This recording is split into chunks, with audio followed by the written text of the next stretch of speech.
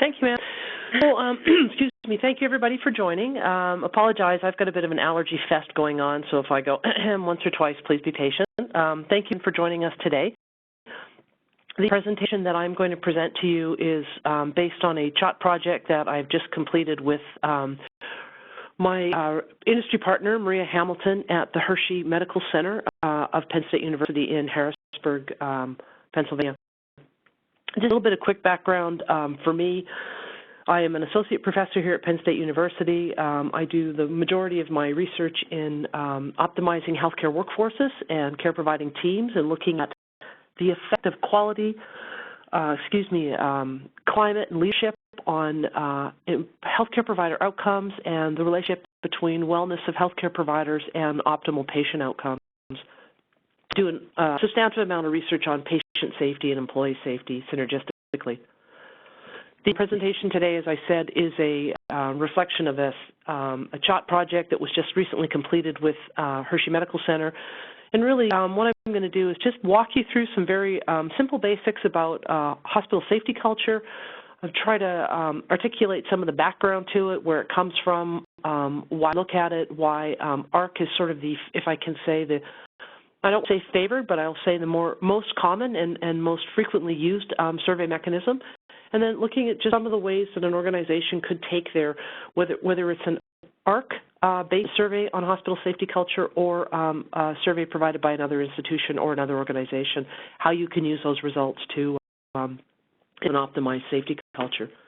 As Leslie said, if you have questions, please do feel free to jump in, and I'll do my best to answer them as I go along. As you can see, I can't see the chat function, so I also don't have a problem if anybody wants to just, ask me verbally. So, and just as I get started walking us through safety culture, the presentation today, these are just a few questions I like to ask people to think a little bit about in trying to make an organization have a completely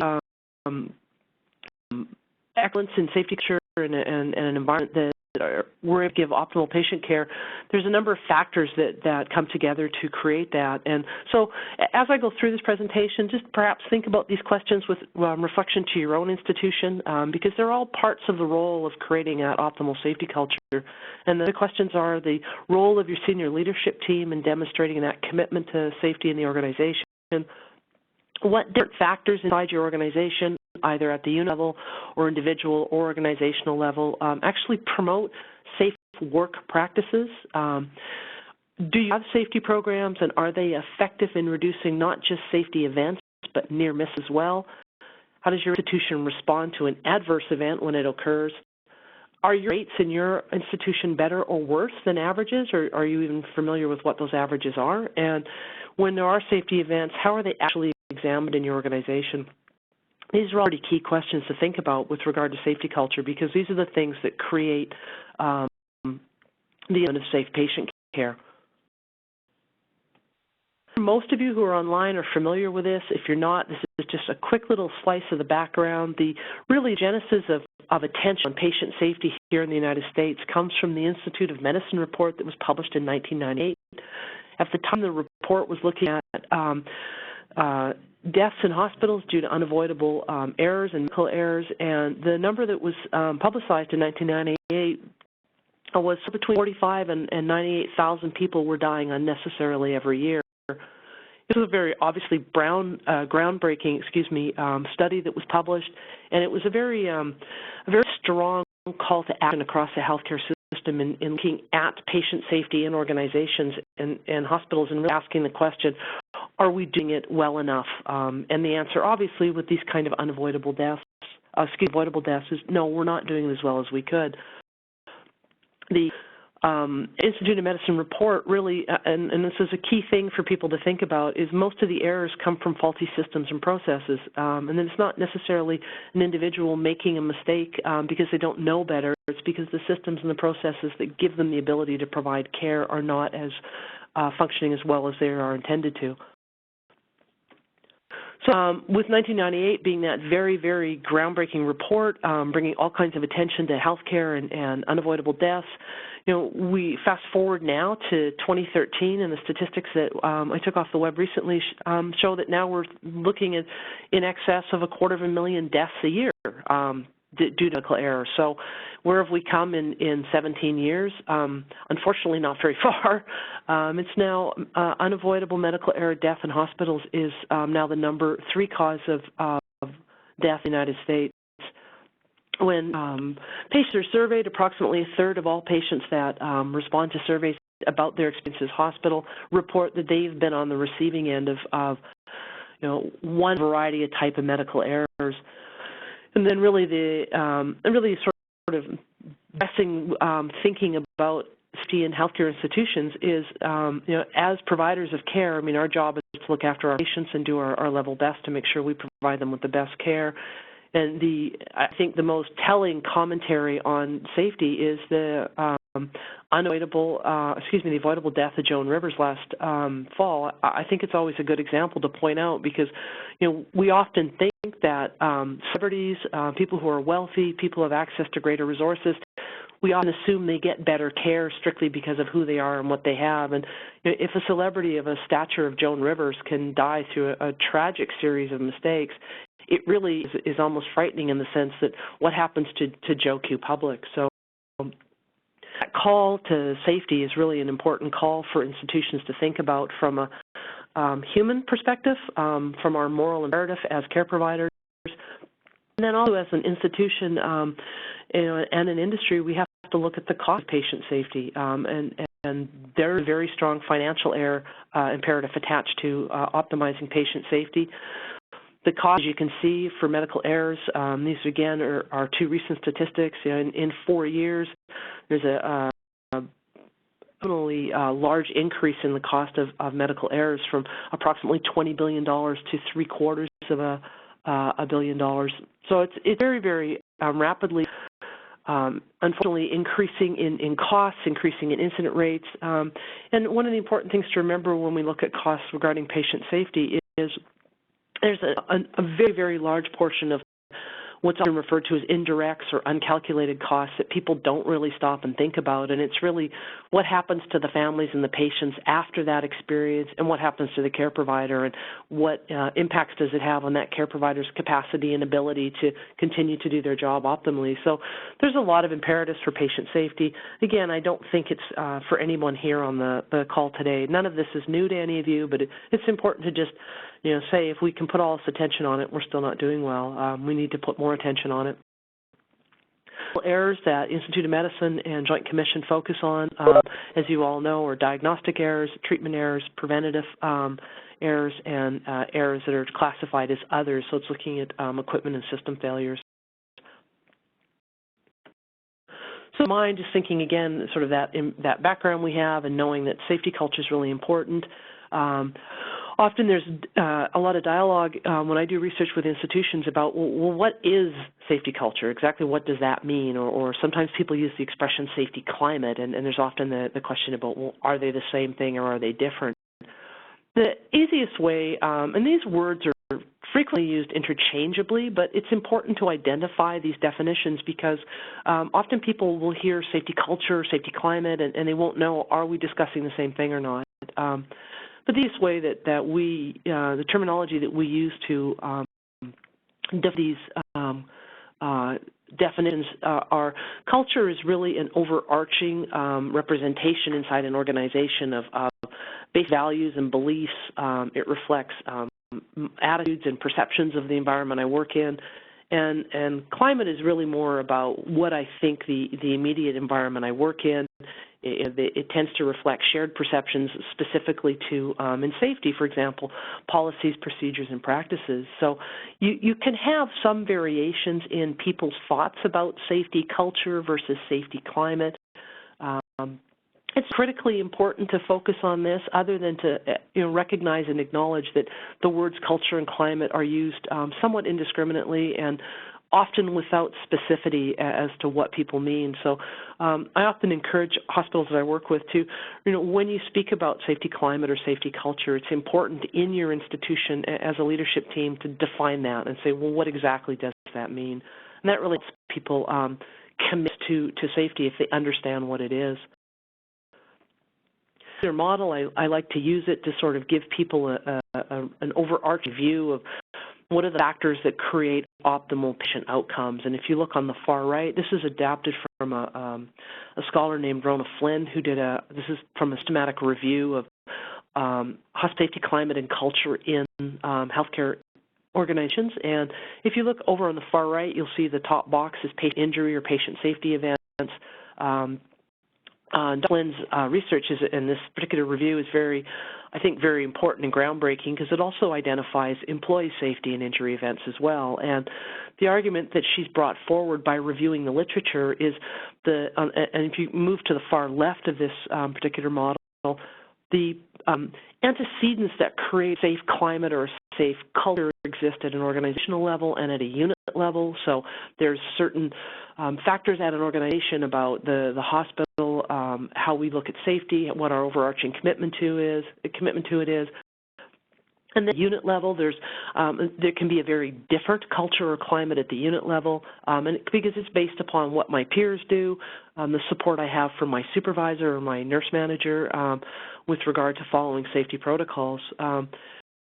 The climate dictate the type of programs organizations have that support safety, and all those things coupled together create an environment for safe behavior, that employees will follow safe protocols, that they're able to do their jobs efficiently and effectively, that they're willing to call out a colleague if there's an error, that they feel safe reporting an error, and that don't take workaround shortcuts to get their job done because the organization isn't providing them with the tools to do it.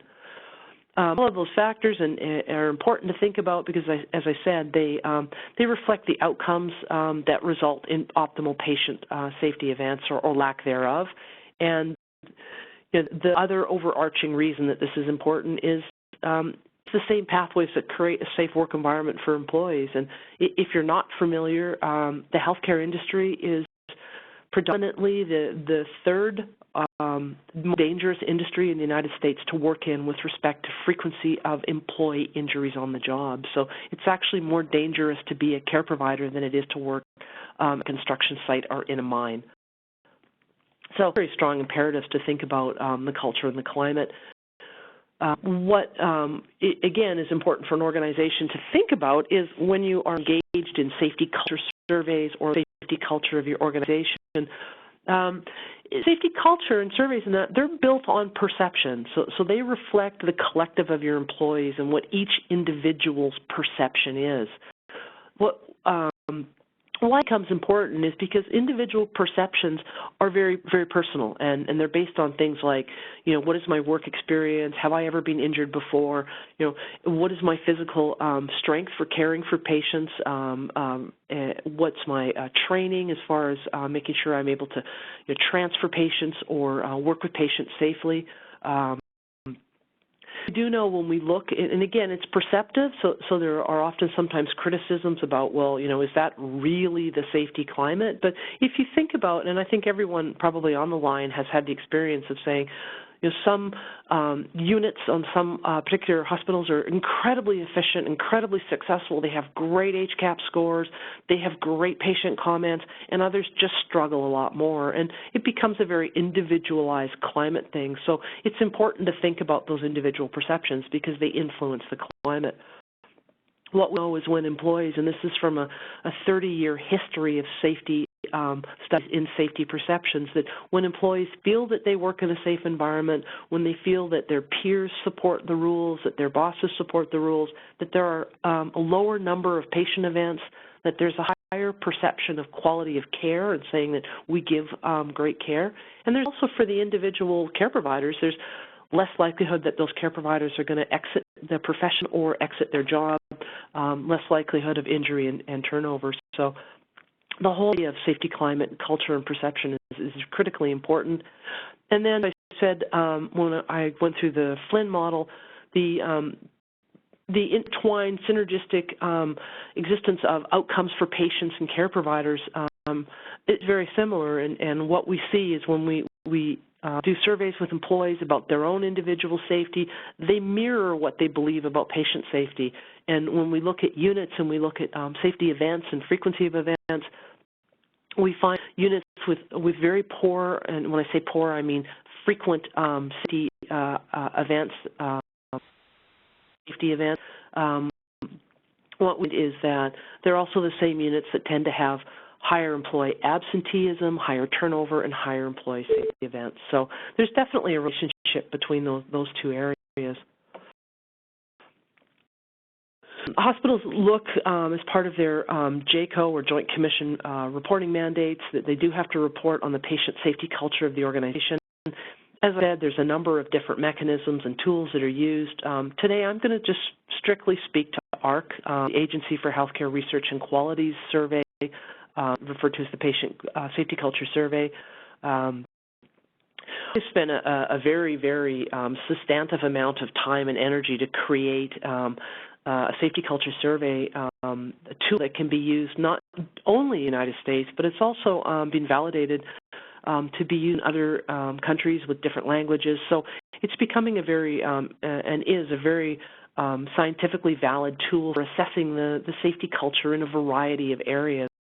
If you're not familiar, there are now safety culture surveys from AHRQ for hospitals, nursing homes, outpatient medical offices, pharmacies, and now ambulatory surgery centers. So it's, again, your hospital may not use the AHRQ survey. That's not a bad thing. It's just a different thing. So certainly don't feel that your organization should be linked to AHRQ. But AHRQ is the most well-known and has the most substantive body of literature and information. So you can certainly go to their website and glean all kinds of great tools and information about that survey. The utilization of a safety culture survey does for any organization is essentially it raises awareness of the patient safety and actually asks care providers to stop and think about, do we provide care? Do we report mistakes? Do we feel comfortable reporting mistakes? They also serve to give the organization an ability to assess current status and look at what does it look like across our institution, identify areas or units that need improvement or are the hospital leaders, and then the trends in safety culture perceptions over time. And that's an important thing for an institution to look at. I mean, it's virtually impossible for any institution to have 100% employee positive perceptions. That's just because some people everybody has perceptions based on their own experience. If I've been hurt at work a few times, in all probability, I'm not going to feel like I work in a very safe place. So examine those trends and seeing, are we getting changes in the right direction are very important for the institutions. And then it gives the organization benchmarking opportunities. So any organization that's doing benchmarking is able to look at, and this is often a question that surprises me that many institutions are struggling to answer is, when they tell me what their scores are in different areas, and I say, well, what does that look like compared to peers? And certainly not a lot of organizations are able to answer that. So that capacity to do the benchmarking is also a really valuable outcropping of AHRQ because there's so many institutions using that particular survey. If you're familiar with the survey itself, this might not be an informative slide, but if you're not, let me walk through a little bit about what an AHRQ survey would look like. It's actually broken up into specific sections that are designed to measure different components of the environment that I, a care provider, work in. There's a substantive number of questions that look at the environment of the work unit, and it asks questions about, do we work together? Are we able to provide good care? Do we have enough people to provide good care? So it's very much, very similar in many ways, some of the employee engagement questions employees get about their work environment. But it does that foundation in safety and safety outcomes. There's also a section that looks at supervisor and manager's commitment to safety, and that's typically answered by employees thinking of their unit supervisor or shift supervisors. So it's looking at a sort of lower-level peer-to-boss leadership role and looking at, does that unit manager really commit to and support safety in a way that the employees visibly see and believe? There's also a section on communication within the unit, and it's looking at how well do we communicate? Are we able to talk about patient errors and Are we able to work together in safety huddles and such? There's 2 sections of questions on the environment for event reporting and the frequency of event reporting. So the environment is asking the questions about, and it's referred to in the survey really as the terminology is psychological safety, which really boils down to, do I feel safe to report I just made a mistake or I saw a peer make a mistake? And that's a very challenging part for institutions, because if employees don't feel safe to report, they're not going to report. Almost as a check and balance, there's a how often have you actually reported section on frequency of event reporting. And then the employees are finally asked to give a hospital safety grade, and that's a very, very subjective grade. But so, and then there are a section of questions on, if I can just simplistically call them demographics, the position that I have, the unit I work on, the type of experience I have at my hospital or my unit. And what's really important about identifying these sub-areas is, when you have a safety culture survey done, you actually shouldn't just look at one section of that. You should actually be looking at, the really important outcome variables are for employees are, what kind of safety grade do I give the place I work? Do I feel safe to report? How often do I actually report incidences?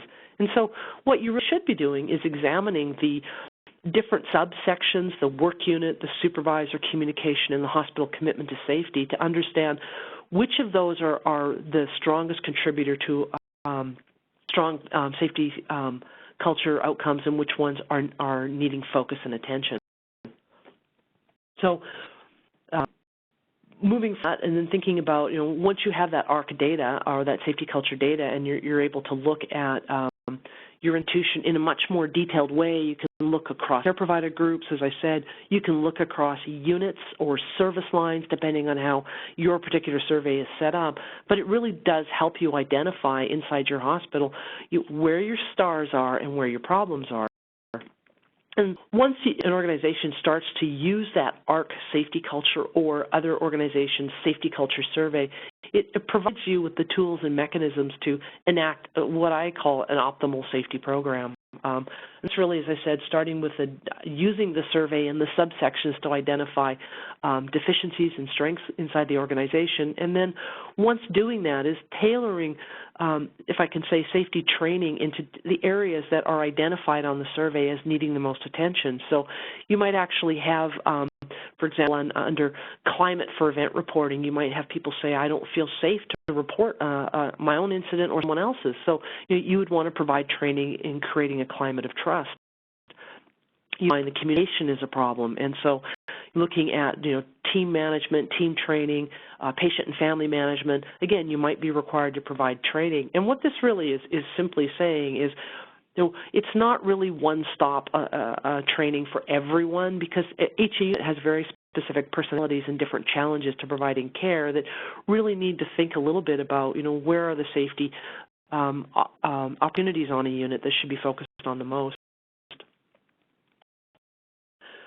The important part of that optimal safety process is when you really look at frequency of reporting and climate for event reporting is, inside an institution, the bigger question is, to what degree do you identify levels of safety event? And this is not something that I see frequently in hospitals. Most of them have the serious safety event where the patient is harmed, and it's a report, and it's dubbed an event or a serious event. But what we don't see very often are precursors. We don't see that as much, where it's minor. The patient perhaps slipped but didn't fall and didn't hurt themselves. And we rarely ever see institutions that have an environment where near-miss events are reported. And really, if you think about optimizing the safety environment and the safety outcomes, you have to start with the serious problems first and work your way back to the near misses. And that's absolutely, when you talk to companies that have phenomenal safety rates, where their incident rates are less than one person per 100 workers, which would be an incredibly low rate. They actually focus on near-miss events, so it's almost a graduation from the worst events to focusing on what are the environment that creates possible events. work that I've done with different organizations, and whether they be provider organizations or suppliers to the providers or non-healthcare institutions, that the organizations have those fantastic safety event incident rates of less than 1 injury per employee, one employee per 100. In institutions, you find safety is a process, not an outcome, and that's a very, very clear distinction, and one I encourage hospitals to think of, because safety is often viewed as an outcome metric versus a process. And just to give you some sort of numbers that'll help you think about this idea of excellent organizations and the ones we wish to aspire to be, in organizations that are the typical American organization has about 3.5 worker injuries per 100 in a year. The care industry runs, depending on whether it's private or public sector, it runs anywhere from 7 to 10 injuries per 100 employees. Long-term care is usually 10 to 15. When I do work with a company that says, our incident rate is 0.75 per 100, then that is an industry leader. And in those organizations, not see that safety is really seen as a process.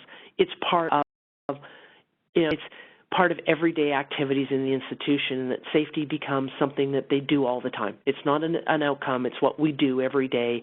We are always reducing events. We always talk about safety. We manage and investigate safety in a no-fault environment, and we involve our employees in being part of that safety process. So that's absolutely a critical part of making the leap from good to great. To kind of put all this into a wrap-up perspective, as I said, this is a very, very a diagram. I think it really captures this idea that there, are these antecedent factors that the organization is very much in control of. It controls the culture and the climate of the organization. It has the capacity to influence the managers who lead the culture and climate on a unit. And it has the ability to enact programs that will help the employees be safe. And through those 3 steps, the organization can create an environment which employees will be more inclined to follow the safety procedures in the execution of their daily job functions, so that they can optimize outcomes for themselves and their patients. The waypoints that I would encourage people to think about, the idea of excellence and quality and excellence of care really does wrap safety into it, because most safety events are events that shouldn't happen in the first place. The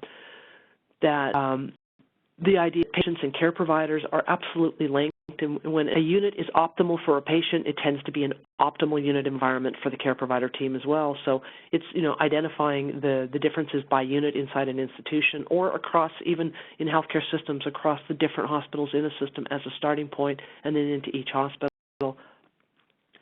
I think, I always say this to organizations, the 100% of elimination of errors is likely, all probability, completely unrealistic, because no matter how much we optimize our care providers, they work in a system of processes, and unfortunately processes and systems do break down, and they create safety event outcomes that are negative. So I always, organization, it's more important to understand where you are and where your peer organizations are, and what the national averages are, and how do you measure up in that. And I think having benchmarking outcomes is far more realistic. The idea of no-fault safety investigations is absolutely critical. If employees don't feel safe to report an event, they certainly aren't going to feel safe to discuss events. So the organization wants to identify what's creating safety event problems in the organization. They really have to get to a place with their employees where people feel safe to be able to say, I think this is not mentioning it at an optimal. So with that, I use these 2 particular resources. So I recommend this to virtually every audience I chat with about hospital safety culture. The resource on the left is from the Joint Commission, and this is a very, very easy read, but it's a very good brochure. It's a little bit bigger than a brochure. It's a very good booklet on the patient and employee safety synergistically being enhanced and thought about, and it's important to think about that. And then a particular report on the right is from the CDC and NIOSH, and it's really looking at it's really good basic foundation in the state of healthcare industry, and why is it such problem, and then really shockingly poor the numbers for employees are in healthcare. I mean, it really shocks many people when I say to them, you know, it's more dangerous to be a care provider than it is to work in a mine. That surprises people. So, and that quick overview of the safety culture process research project that Maria Hamilton and I at Hershey Medical Center finished, and I'd just like to open the floor up to any questions.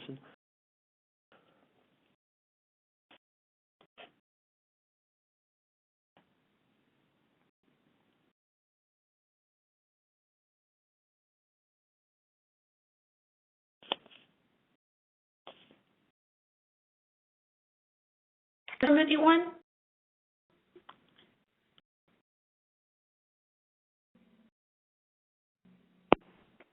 Not a lot of information and a lot of great work. I really appreciated a couple of the slides that you referenced about safety, event, culture, and behavior. That was an alignment tool. If there's any further information I can share with you at any time, I mean, please feel free to either email me or call me, and I'm more than happy to. I have a substantively larger repertoire of resources in that area, but it's I'd be more than happy to share that if you'd like that.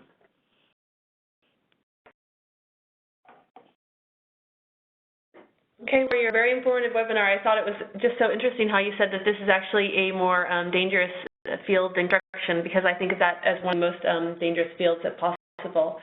So as Deirdre said, that if you need to contact her for anything, please do, or ask me, and I will forward on your information or your questions on to her. And again, this is the very last deep dive webinar for the semester. So we will be having a series in this summer, but instead of them actually being live, they're going to be pre-recorded. So we'll be able to tell you when they're coming up via our either on our website or on our newsletter. And I thank you all very much, and I hope you have a great, wonderful rest of your day. Goodbye. Thank you. Bye-bye. Bye.